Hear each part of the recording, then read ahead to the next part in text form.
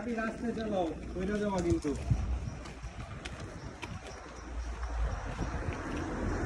কেমন লাগছে এই যে আসলে আজকে এই যে বাংলাদেশের মতো হাফ প্যান্ট পরে এই প্রথম বের হলে, মানে আজকে প্রথম না? হ্যাঁ প্রথম। কেমন লাগছে ইউকেতে এসে এই বাংলাদেশে একটা অতিরিক্ত গরম, অতিরিক্ত গরম?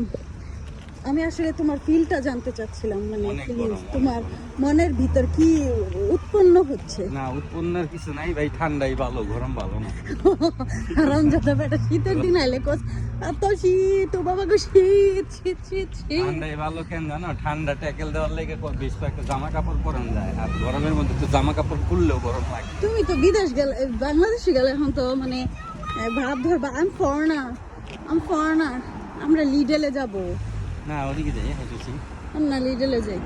ওদিকে না, ওদিকে না, তো লিডল থেকে কি আনবো?